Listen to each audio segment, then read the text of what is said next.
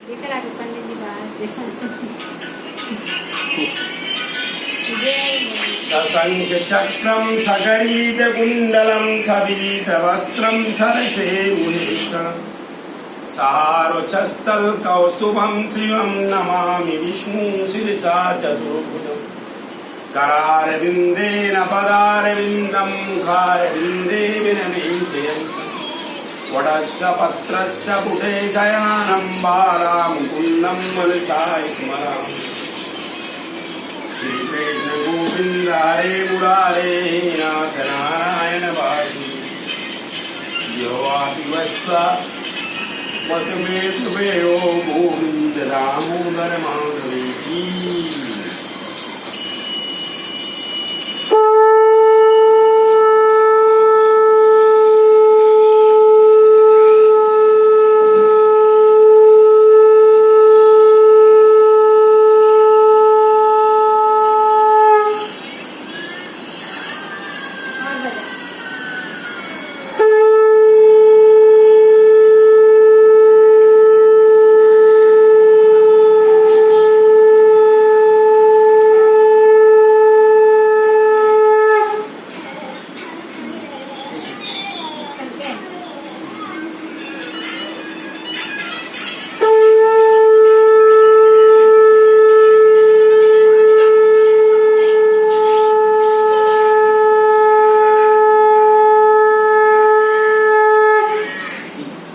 लक्ष्मी नारायण भगवान की जय। कृष्ण कन्हैया लाल की जय।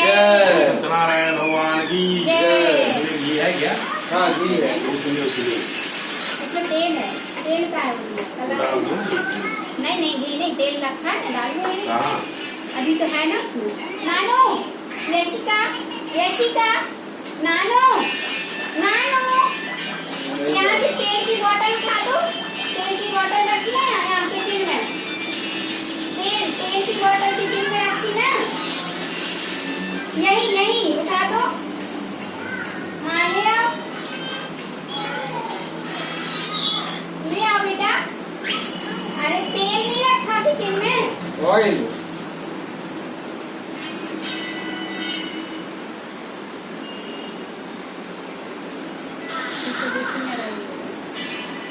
पंडित जी है अभी वैसे तो जाएगा।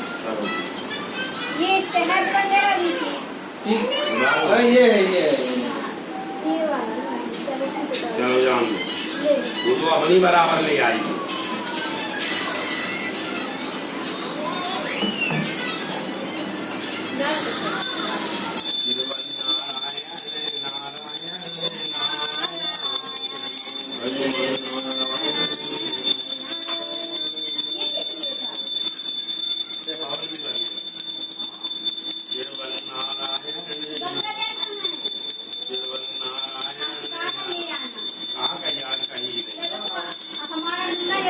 चुप रहो ना भजन का। नारायण नारायण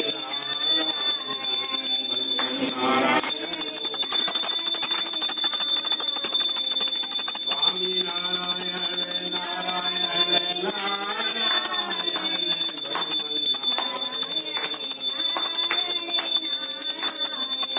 लक्ष्मी नारायण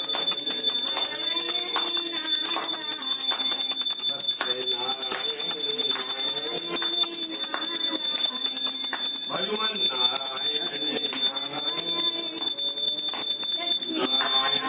नारायण नारायण नारायण स्वामी नारायण नारायण नारायण राम नारायण नारायण नारायण भगवान नारायण नारायण माधव नारायण नारायण नारायण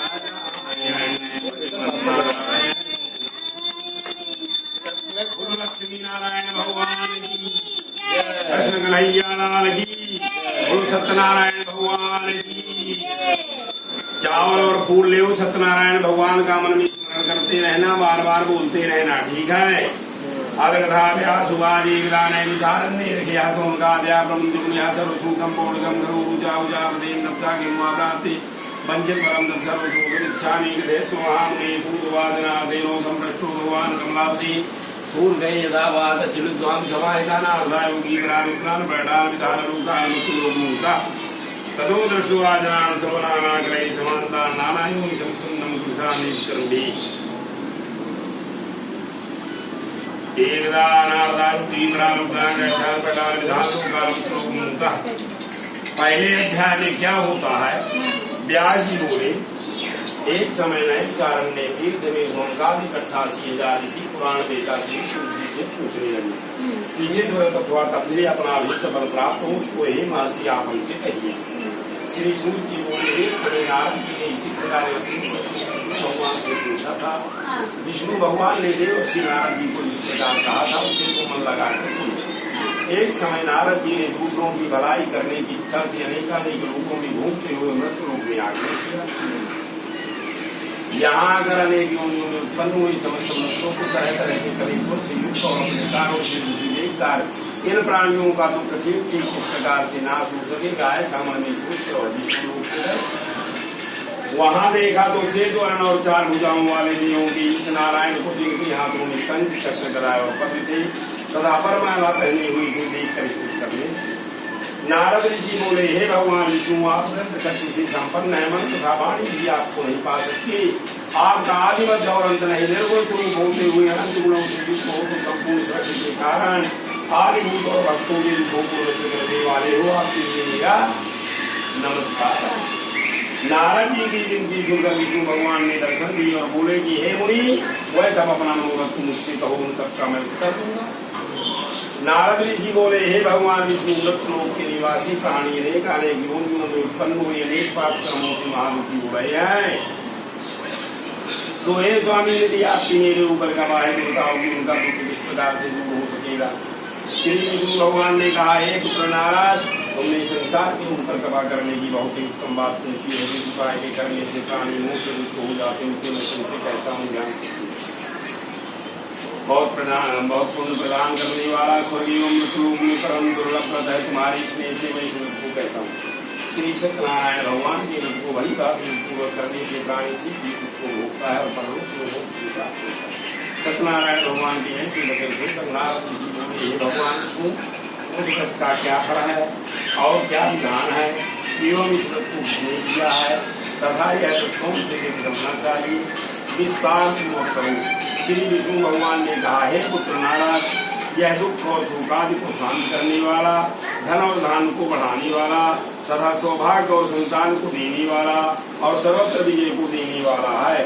जिस किसी दिन मनुष्य भक्ति और श्रद्धा से युक्त हो उसी दिन संध्या के समय सत्यनारायण भगवान की पूजा करना चाहिए।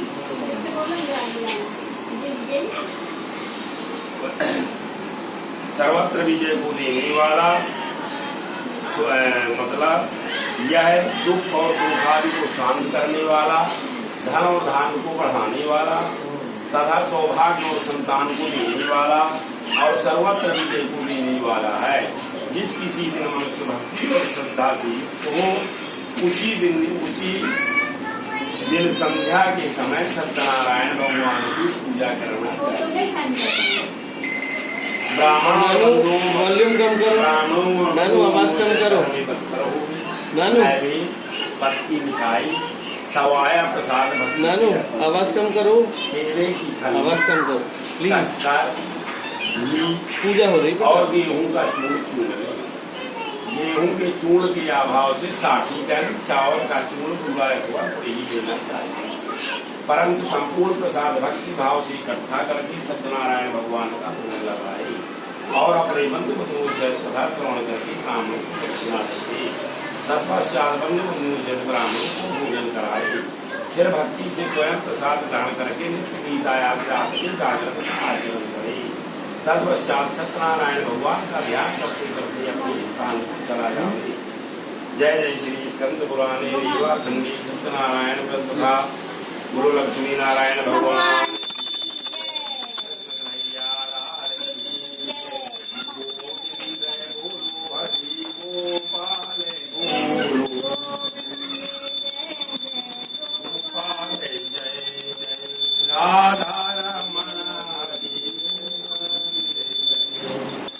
गोविंद बोलो हरि गोपाल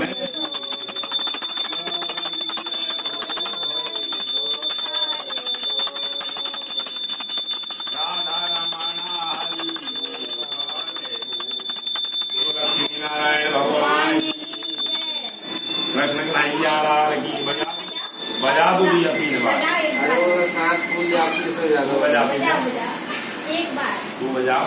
हाँ तो। एक बार बस।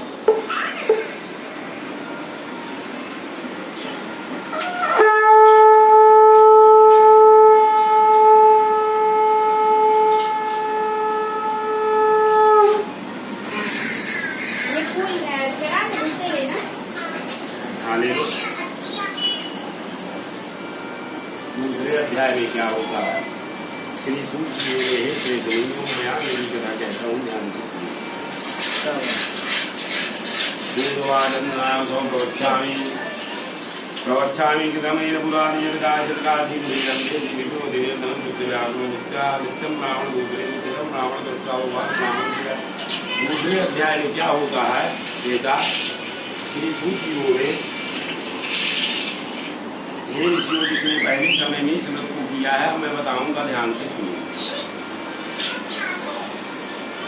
काशीपुर नगरी में एक दिन ब्राह्मण रहता था। वह भूख और प्यास से बेचैन हुआ नित्य ही पृथ्वी पर घूमा करता।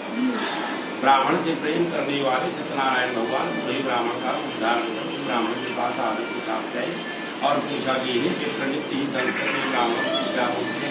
विप्रनित्य ही विष्णु का पृथ्वी पर क्यों घूमा करता है? इसलिए ब्राह्मण किसी को ब्राह्मण हुआ। जो सत्यनारायण भगवान जो ब्राह्मण था तो बोला कि हे भगवान, उसको मालूम पड़ गया कि भगवान विष्णु है और ब्राह्मण का भेद धारण किए। तो बोला कि हे भगवान विष्णु मैं बहुत ब्राह्मण हूँ, दीक्षा के लिए पृथ्वी पर निकला हूँ कि आप इसका कोई उपाय जानते हो? वृद्ध ब्राह्मण हुआ। सत्यनारायण भगवान ने कहा कि हे ब्राह्मण देवता, हे ब्राह्मण देवता, यह सत्यनारायण भगवान का व्रत करो, वह मन वांछित फल को पूरा करने वाले। हे भगवान, यदि आप इसका कोई उपाय जानते हो तो कृपा कर कहो। वृद्ध ब्राह्मण बोला, सत्यनारायण भगवान मन चाहे वर को देने वाले, इसलिए तुम उनका पूजन और व्रत करो, जिसके करने के सब पूजन से मुक्त होगा। ब्राह्मण को इस व्रत का सारा विधान बतलाकर पूरे ब्राह्मण का रूप धारण करने वाले सत्यनारायण भगवान का ही अंदर ध्यान हुए और वो मन में संकल्प किया और विचार किया कि जिस व्रत को वृद्ध ब्राह्मण ने बतलाया है उसको ऐसी रास्ते में नहीं आए। और सवेरे उठकर वह निश्चित किया कि आज भिक्षा मांगने से जो धन मिलेगा उसी से सत्यनारायण भगवान का मन में यह विचार कर वह ब्राह्मण भिक्षा के लिए चला गया। सत्यनारायण भगवान की ऐसी कृपा हुई कि उस दिन उस ब्राह्मण को भिक्षा में बहुत सा मिल गया, जिससे वह बंधु बंधुओं के साथ सत्यनारायण भगवान का व्रत किया। इस व्रत के प्रभाव से वह ब्राह्मण सबको मुँह से छूटकर अनेक प्रकार की संपत्तियों से जुट। उस समय से तो वह ब्राह्मण प्रतिमाहित व्रत को करता है।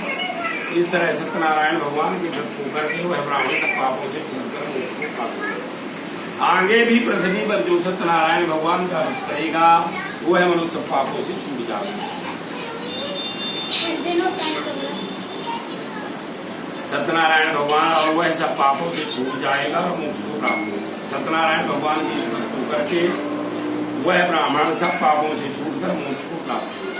आगे भी पृथ्वी पर जो सत्यनारायण भगवान का व्रत किया है तो वह मनुष्य सब पापों से छूट जाएगा। इस तरह नारद मुनि से नारायण का कहा हुआ व्रत मैंने तुमसे कहा। हे विप्रो, क्या कहूँ?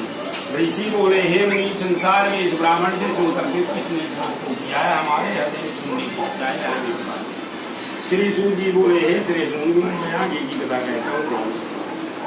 श्री सूत जी बोले, हे मुनियों, जिसने इस व्रत को किया है अब मैं उसे बताता हूँ, ध्यान से सुनो। एक समय यह ब्राह्मण धन और ईश्वरों के अनुसार बंधु बंधुओं के साथ व्रत करने को उद्यत हुआ। इसी समय एक लकड़ी बेचने वाला लकड़हारा वहां आया और बाहर लकड़ियों को रखकर ब्राह्मण के घर गया।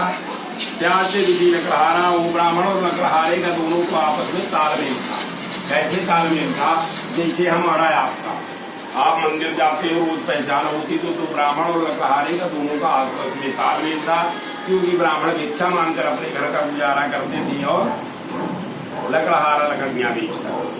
प्यास से दुखी लकड़हारा ने मन में विचार किया कि ये ब्राह्मण अपनी पहचान का उसके दरवाजे में लकड़ी का गड्ढा रखकर ब्राह्मण के घर में पहुंच गया। ब्राह्मण को यह महाशक्तिवान सत्यनारायण भगवान का उत्तम व्रत का पूजन होते देखा, वहां बैठ गया, कथा सुना, प्रसाद ग्रहण किया।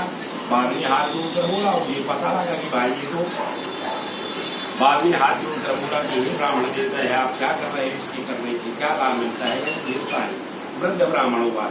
वह ब्राह्मण बोला कि हे भाई लकड़हारी, ऐसा मनोकामना को पूरा करने वाला, धन और दान को बढ़ाने वाला, तथा सौभाग्य और संतान को देने वाला और सर्वत्र विजय को देने वाला, सर्वत्र विजय को देने वाला है। और हमारे घर में जो देख रहे हैं सत्यनारायण भगवान की कृपा से धन धनाला की रखी हुई है। लकड़हारे ने हाथ जोड़कर ब्राह्मण से बोला कि हे ब्राह्मण देवता, सत्यनारायण भगवान का सब विधान मुझसे भी कहो, मैं भी तुम्हारे कथन के अनुसार सत्यनारायण भगवान का उत्तम ब्राह्मण ने लकड़हारे को सत्यनारायण भगवान का विधान समझाया। वह भी मन में विचार किया और संकल्प किया कि जिस व्रत को वृद्ध ब्राह्मण ने बतलाया मैं उसको अवश्य करूंगा, उसी रात में ही नहीं आई। और सवेरे उठकर वह निश्चित किया कि आज भिक्षा मांगने में जो धन मिलेगा उसी से मैं सत्यनारायण भगवान का उत्तम मन में यह विचार कर लकड़ियां सिर पर रखकर किस नगर में भगवान लोग रहते थे, ऐसे सुंदर नगर को गए। सत्यनारायण भगवान की ऐसी कृपा हुई कि उसी उन लकड़ियों का दान पहले से उसे जरूर न मिला। तब वह प्रसन्न होकर मक्के केले की फली, शक्कर घी और गेहूं का गया और अपने सब भाइयों को बुलाकर विधान के साथ सत्यनारायण भगवान का प्रभाव से रहा है। धर्म प्राप्त हुआ। जय जय श्री सत्यनारायण बोलो लक्ष्मी नारायण भगवान की जय।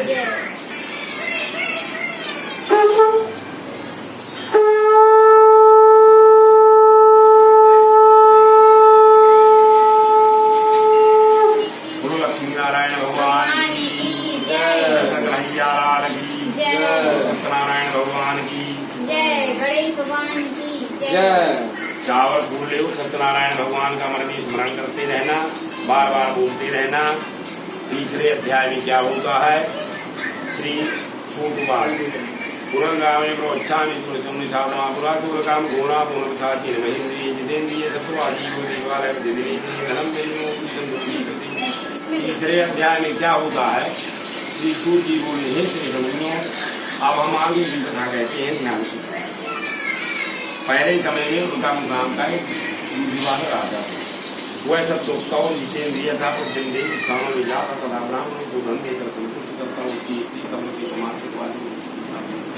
भद्रशिला नदी के किनारे सत्यनारायण भगवान का सत्यनारायण भगवान उस समय वहाँ पर एक साधु वैश्य आया।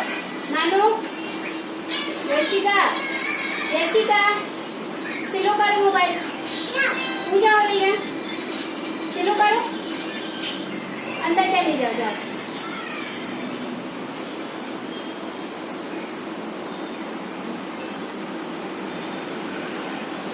कितने अध्याय? 5 होते। श्री सूत जी बोले, तीसरे अध्याय में क्या होता है? श्री सूत जी बोले, हे मैं आगे की कथा कहता हूँ, ध्यान से सुनो।